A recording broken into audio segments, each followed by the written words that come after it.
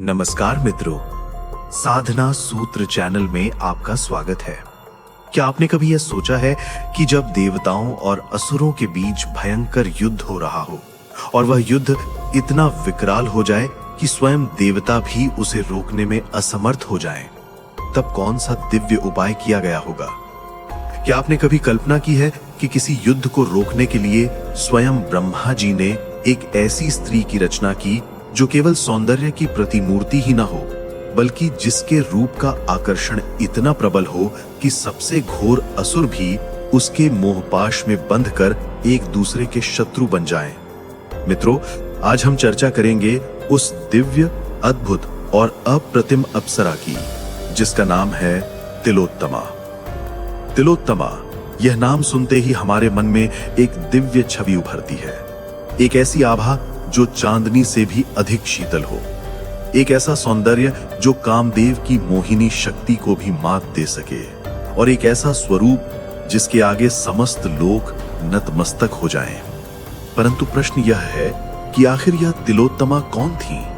उनकी उत्पत्ति क्यों हुई और क्यों उन्हें ब्रह्मांड की सबसे विलक्षण अप्सरा कहा जाता है?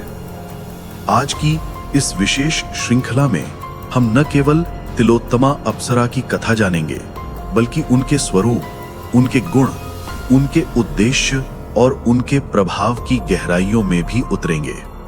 अब तक आपने स्वर्ग की प्रधान अप्सराओं जैसे उर्वशी, रंभा, मेनका के बारे में तो अवश्य सुना होगा, परंतु तिलोत्तमा उनसे अलग थी। वे किसी साधारण कारण से उत्पन्न नहीं हुई, बल्कि उनकी रचना स्वयं देवताओं के अनुरोध पर ब्रह्मा जी ने इस प्रकार की ताकि उनके रूप और सौंदर्य की तुलना त्रिलोक में कहीं न हो सके। मित्रों, आज का यह विषय केवल एक कथा मात्र नहीं है, यह उस गूढ़ रहस्य का उद्घाटन है जो हमें यह सिखाता है कि सौंदर्य केवल बाहरी आकर्षण नहीं, बल्कि दिव्यता और उद्देश्य का संगम है। तिलोत्तमा का जीवन इस सत्य का प्रमाण है कि जब ब्रह्मांड संतुलन खो देता है तो ईश्वर किसी दिव्य शक्ति की रचना कर उसे पुनः स्थापित करते हैं। तो आइए प्रारंभ करते हैं इस अद्भुत यात्रा को। मित्रों, अब तक हमने तिलोत्तमा के नाम और उनके अप्रतिम सौंदर्य की झलक को महसूस किया। अब समय है ये जानने का कि आखिर क्यों उनकी उत्पत्ति हुई और क्यों ब्रह्मा जी ने उनकी रचना की और किस उद्देश्य से ब्रह्मांड में ये अद्भुत अप्सरा प्रकट हुई। ये कथा हमें ले जाती है प्राचीन काल में कि जब असुरों का आतंक चरम पर था। उस समय दो असुर भाई सुंद और उपसुंद अपनी शक्ति और पराक्रम में अद्वितीय थे। दोनों भाई न केवल युद्ध कला में निपुण थे, बल्कि उन्होंने कठोर तप करके स्वयं ब्रह्मा जी से वरदान प्राप्त किया था। ब्रह्मा जी ने प्रसन्न होकर उन्हें ये वरदान दिया कि तुम दोनों का वध केवल तुम दोनों के आपसी संघर्ष से ही संभव होगा। अब मित्रों, जरा सोचिए, जब किसी को ऐसा वरदान प्राप्त हो जाए कि उसे केवल उसका अपना भाई ही मार सकता है, तो क्या उसका अंत आसान होगा? और यही कारण था कि सुंद और उपसुंद ने उस वरदान का दुरुपयोग कर संपूर्ण धरती, आकाश और देवताओं के लोक तक में आतंक फैलाना शुरू कर दिया। उनका बल इतना बढ़ गया था कि वे देवताओं को परास्त करने लगे। इंद्र का सिंहासन डगमगाने लगा। ऋषि मुनि अपने यज्ञ और तप में विघ्न अनुभव करने लगे। चारों ओर भय और अराजकता का वातावरण बन गया। अब देवता असहाय हो उठे। वे सीधे युद्ध करके इन असुरों को नहीं हरा सकते थे, क्योंकि ब्रह्मा जी का दिया वरदान उन्हें अभेद्य बना चुका था। तब सभी देवता मिलकर ब्रह्मा जी की शरण में पहुंचे। उन्होंने विनय पूर्वक कहा, हे प्रजापति, हम सब आपकी शरण में हैं। इन असुरों ने हमें सभी दिशाओं से घेर लिया है, कृपया कोई उपाय बताइए। ब्रह्मा जी ने ध्यान मग्न होकर गहन विचार किया, फिर मुस्कुराते हुए बोले, इनका नाश इनके ही अहंकार और मोह के माध्यम से होगा। मैं एक ऐसी शक्ति की रचना करूंगा जिसे देखकर ये दोनों भाई स्वयं एक दूसरे के शत्रु बन जाएंगे। मित्रों, यहीं से प्रारंभ होती है तिलोत्तमा की उत्पत्ति की कथा। ब्रह्मा जी ने अपनी योग माया और सृष्टि शक्ति को एकत्र किया। फिर उन्होंने विभिन्न देवताओं और तत्वों से सौंदर्य का सार लिया। जैसे किसी दिव्य कारीगर ने समस्त ब्रह्मांड के रत्नों को मिलाकर एक अनमोल आभूषण गढ़ा हो। कथा कहती है कि ब्रह्मा जी ने देवियों की आंखों की मोहकता, लक्ष्मी की मुस्कान की मधुरता, पार्वती के ललाट की ज्योति, सरस्वती की वाणी की मधुरता और स्वयं प्रकृति की सुगंध व आभा सबको एकत्र करके एक अद्भुत अनुपम स्त्री का रूप गढ़ा। इसीलिए उनका नाम पड़ा तिलोत्तमा, अर्थात संपूर्ण ब्रह्मांड के सर्वोत्तम तत्वों से निर्मित। उनकी देह का प्रत्येक अंश किसी न किसी देवत्व की देन था। उनकी दृष्टि में इतनी मोहिनी शक्ति थी कि देवता तक अपनी सुध-बुध खो बैठते। उनके केश आकाश की काली घटाओं जैसे लहराते। उनकी चाल गजगामिनी की भांति गंभीर किंतु लयबद्ध थी और उनके मुख की आभा स्वयं चंद्रमा को भी लज्जित कर देती थी। मित्रों, जब ब्रह्मा ने इस अद्भुत अप्सरा की रचना की तो समस्त देवता विस्मित रह गए। उनके हृदय में एक ही विचार उमड़ा, ये कोई साधारण स्त्री नहीं बल्कि स्वयं दिव्यता का स्वरूप है। अब प्रश्न उठता है, क्या तिलोत्तमा की रचना केवल सौंदर्य के लिए हुई थी या उनकी रचना का उद्देश्य स्पष्ट था? वो उद्देश्य था सुंद और उपसुंद जैसे दुराचारी असुरों को उनके ही मोह और लालच के जाल में फंसाकर उनका अंत कराना। ब्रह्मा जी ने आदेश दिया, हे तिलोत्तमा, तुम जाकर उन दोनों असुरों को अपने सौंदर्य से मोहित करो और जब वे तुम्हें पाने के लिए एक दूसरे से युद्ध करेंगे तभी उनका अंत हो जाएगा।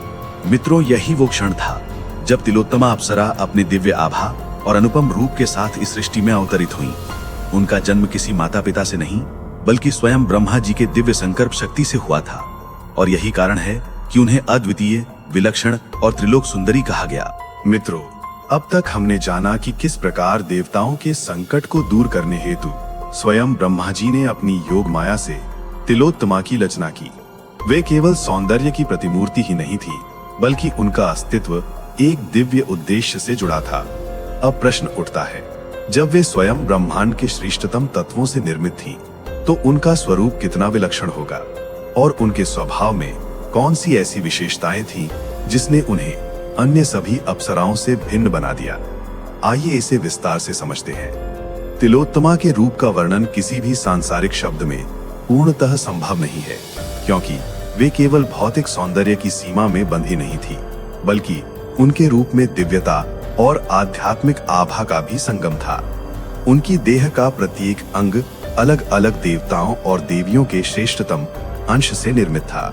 इसी कारण उनका नाम पड़ा तिलोत्तमा, अर्थात तिल तिल में उत्तमता का संयोग। कथाओं में वर्णन मिलता है कि उनके नेत्र स्वयं कामदेव के पुष्प बाणों से भी अधिक मोहक थे। उनकी दृष्टि जब किसी पर पड़ती तो साधारण से साधारण मनुष्य भी अपने आप को मंत्र मुग्ध पाता। उनके केश रात्रि के आकाश की भांति गहन और लहराते हुए थे। कभी वे श्यामल घटाओं जैसे दिखाई देते तो कभी उनमें स्वर्णिम आभा झलकने लगती। उनके अधरों की मुस्कान में इतनी मधुरता थी कि स्वयं सरस्वती की वीणा की तान भी फीकी पड़ जाए। उनकी चाल गजगामिनी की तरह गंभीर किंतु लयबद्ध थी। जब वे चलती तो ऐसा प्रतीत होता मानो स्वयं लय और ताल ने मूर्त रूप ले लिया हो। उनकी कांति इतनी तेजस्वी थी कि उनके सम्मुख चंद्रमा भी अपनी शीतलता खो देता। उनका वस्त्राभूषण भी साधारण नहीं था। वे अदृश्य दिव्य रत्नों से अलंकृत रहती, जो उनके शरीर की आभा को और भी बढ़ा देते।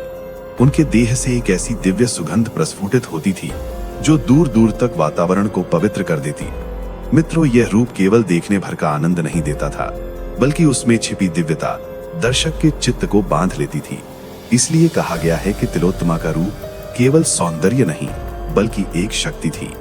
मित्रों, अब यदि हम तिलोत्तमा के स्वभाव की बात करें तो वे केवल आकर्षण का माध्यम भर नहीं थी। उनके व्यक्तित्व में गहरी गंभीरता, संतुलन और दिव्यता समाई थी। सबसे पहले तो यह समझना आवश्यक है कि उनकी रचना ही एक विशेष उद्देश्य के लिए हुई थी। वे केवल विलास या मनोरंजन की अप्सरा नहीं थी। उनका अस्तित्व धर्म और अधर्म के संघर्ष में संतुलन स्थापित करने के लिए था। उनके स्वभाव में 3 मुख्य गुण दिखाई देते हैं। पहली, मोहिनी शक्ति। उनके स्वभाव का सबसे प्रमुख पक्ष था उनकी मोहिनी शक्ति। जब वे किसी सभा या रणभूमि में प्रवेश करती तो वहां उपस्थित हर जीव उनकी ओर अनायास खिंच जाता। यह केवल शारीरिक आकर्षण नहीं था बल्कि उनकी आत्मा की ऊर्जा का प्रभाव था। इसी शक्ति के कारण सुंद और उपसुंद जैसे प्रबल असुर भी अपने भाईचारे को भूलकर उनके मोहपाश में बंध गए। दूसरी, गंभीरता और संयम। मित्रों, सौंदर्य अक्सर उच्छृंखलता का प्रतीक मान लिया जाता है, परंतु तिलोत्तमा का सौंदर्य संयमित था। उनके स्वभाव में गहन गंभीरता और आत्म संयम था। वे अपनी मोहकता को केवल उस उद्देश्य में प्रयोग करती जिसके लिए उनकी रचना हुई थी। यही कारण है कि वे अन्य अप्सराओं से अलग थीं और तीसरी दिव्यता और धर्म रक्षण। उनका स्वभाव केवल आकर्षण तक सीमित नहीं था, उनका पूरा अस्तित्व धर्म की रक्षा के लिए समर्पित था। वे जानती थीं कि उनकी रचना का उद्देश्य असुरों का अंत कराना है, इसलिए उन्होंने अपने सौंदर्य का प्रयोग किसी सांसारिक लाभ के लिए नहीं किया, बल्कि केवल धर्म की स्थापना हेतु किया। तो मित्रों, यदि हम रंभा या मेनका जैसी अप्सराओं को देखें, तो उनका जन्म सामान्यतः ब्रह्मा की क्रीड़ा या देवताओं की लीला से हुआ था। उनका कार्य प्रायः ऋषियों के तप को भंग करना या देवताओं का मनोरंजन करना रहा था। परंतु तिलोत्तमा का अस्तित्व भिन्न था। वे केवल आकर्षण का साधन नहीं थी, बल्कि नाश का साधन भी थी। उनका सौंदर्य किसी को पथभ्रष्ट करने के लिए नहीं, बल्कि अधर्म का अंत करने के लिए रचा गया था। यही कारण है कि तिलोत्तमा को अन्य सभी अप्सराओं से श्रेष्ठ और अद्वितीय माना जाता है। मित्रों, अब तक हमने जाना कि किस प्रकार ब्रह्मा जी ने अपनी योग माया से तिलोत्तमा की रचना की। उनका रूप केवल सौंदर्य नहीं था, बल्कि एक शक्ति था, एक ऐसा सौंदर्य जिसका उपयोग अधर्म के अंत और धर्म की रक्षा के लिए होना था। अब देखते हैं कि जब तिलोत्तमा प्रकट हुई और वे सुंद और उपसुंद के सम्मुख पहुंची तो क्या हुआ। सुंद और उपसुंद दोनों भाई केवल बलशाली ही नहीं थे, बल्कि अहंकारी भी थे। उन्होंने अपनी तपस्या से ब्रह्मा जी को प्रसन्न किया था और वरदान स्वरूप पाया था वे केवल आपसी संघर्ष से ही मारे जा सकते हैं। इस वरदान के बाद उनका आतंक चारों दिशाओं में फैल गया। उन्होंने न केवल देवताओं को हराया, बल्कि ऋषियों के यज्ञ, तप और साधनाओं को भी भंग करना शुरू कर दिया। धरती, आकाश और स्वर्ग तीनों लोग उनकी क्रूरता से पीड़ित थे। इंद्र का वैभव छिन चुका था, देवताओं की सभा अपमानित हो चुकी थी, ऋषियों का तप विफल हो रहा था। ऐसा प्रतीत होता था मानो अधर्म ने धर्म पर पूरी तरह विजय पाली हो। इसी समय तिलोत्तमा अप्सरा को रणभूमि में भेजा गया। मित्रों, कल्पना कीजिए वह दृश्य जब सुंद और उपसुंद अपने वैभव और गर्व में डूबे हुए थे। चारों ओर उनके जयकारे गूंज रहे थे। कोई उनका सामना करने का साहस नहीं कर पा रहा था। तभी अचानक वहां एक दिव्य स्त्री प्रकट होती है। उसकी आंखों में अद्भुत मोहकता, उसके केश घटाओं जैसे लहराते हुए, उसकी चाल में गजगामिनी की गंभीरता और उसके मुख पर ऐसी मुस्कान जिसे देखकर त्रिलोक का हर जीव अपनी सुध बुध खो दे। उनका प्रवेश मानो स्वयं ब्रह्मांड की लय को बदल देता है। चारों ओर वातावरण में एक अजीब सी सुगंध फैल जाती है। पक्षियों का कलरव रुक जाता है, हवा की गति थम जाती है और समस्त सभा की दृष्टि केवल उन्हीं पर टिक जाती है। मित्रों, सुंद और उपसुंद दोनों भाई जो अब तक किसी से भयभीत नहीं हुए थे, उनकी दृष्टि जब तिलोत्तमा पर पड़ी तो उनका हृदय मोह और आकर्षण से भर उठा। उनकी आंखों में वह पहली बार कोई ऐसी छवि उतरी थी जो उनके अभिमान से भी अधिक शक्तिशाली थी। वे दोनों एक साथ मोहित हो उठे। सुंद बोला, भाई, यह स्त्री केवल मेरी हो सकती है, उसका सौंदर्य मुझे पुकार रहा है। उपसुंद ने तुरंत उत्तर दिया, नहीं, वह मेरी होगी, तू उसका अधिकारी नहीं है। देखिए मित्रों, यहीं से प्रारंभ हुआ वह मोहपाश जो अंततः उनके विनाश का कारण बना। तिलोत्तमा वहां कुछ नहीं बोली, उन्होंने केवल अपनी मोहक दृष्टि डाली, बस वही पर्याप्त था। सुंद और उपसुंद का भाईचारा जो वर्षों से अटूट था, वह क्षण भर में टूट गया। दोनों के भीतर वासना और अहंकार का तूफान उमड़ा। उन्होंने एक दूसरे पर क्रोधित दृष्टि डाली और कहा, यदि तुम उसे पाना चाहते हो तो पहले मुझे हराना होगा। युद्ध छिड़ गया। दोनों महाबली असुर अपने अद्भुत बल और वरदान के कारण अजेय थे। उनकी टक्कर से धरती कांप उठी, आकाश में बिजली सी कौंधने लगी, नदियों का जल उफनने लगा। देवता आकाश से यह दृश्य देखकर आश्चर्यचकित थे। यह वही क्षण था जिसका देवताओं को वर्षों से इंतजार था, क्योंकि ब्रह्मा का वरदान था कि सुंद और उपसुंद केवल आपस में ही मारे जाएंगे। मित्रों, युद्ध भयंकर था। कभी सुंद प्रबल हो उठता तो कभी उपसुंद उस पर भारी पड़ता। दोनों का आक्रमण इतना भीषण था कि चारों दिशाओं में धूल और ध्वनि से कोलाहल फैल गया। अंततः तिलोत्तमा की मोहिनी छवि उनके मन को विचलित करती रही। उनकी बुद्धि पर लोभ और काम वासना का ऐसा पर्दा पड़ा कि वे किसी और की नहीं सुन सके। युद्ध के बीच ही दोनों ने एक दूसरे पर प्रहार किया। उनका रक्त धरती पर बहने लगा और कुछ ही क्षणों में वे दोनों भाई, जिन्होंने संसार को आतंकित किया था, अपने ही हाथों एक दूसरे का वध कर बैठे। उनका शरीर धरती पर गिर पड़ा और उनका अंत हो चुका था। जैसे ही सुंद और उपसुंद का अंत हुआ तो देवताओं ने चैन की सांस ली। आकाश में शंखनाद गूंज उठा। ऋषियों ने अपने यज्ञ और तप पुनः प्रारंभ किए। धरती पर शांति पुनः लौट आई और ये सब संभव हुआ तिलोत्तमा अप्सरा की मोहिनी शक्ति से। देवताओं ने उन्हें नमन किया। उनकी रचना का उद्देश्य पूर्ण हुआ और वे सदा के लिए अमर हो गईं, एक प्रतीक के रूप में कि जब भी अधर्म प्रबल होता है तो ईश्वर किसी न किसी रूप में धर्म की रक्षा अवश्य करते हैं। अब तक हमने जाना तिलोत्तमा की उत्पत्ति, उनका रूप और स्वभाव और सुंद उपसुंद के विनाश की कथा। लेकिन मित्रों, यह कथा केवल एक पौराणिक प्रसंग नहीं है।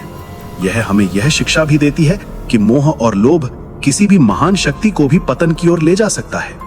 यदि आपको तिलोत्तमा अप्सरा की यह अद्भुत और प्रेरणादायक कथा पसंद आई हो तो इसे अधिक से अधिक मित्रों को साझा कीजिए। कमेंट में लिखिए कि इस कथा से आपने क्या सीखा और बहुत जल्द हम इनकी संपूर्ण साधना विधि का विवरण लेकर आएंगे। और हाँ, साधना सूत्र चैनल को अवश्य सब्सक्राइब कीजिए, क्योंकि आगे भी हम आपके लिए सनातन धर्म की ऐसी ही गूढ़, दिव्य और प्रेरक कथाएं लेकर आएंगे। और वीडियो में बने रहने के लिए आपका धन्यवाद।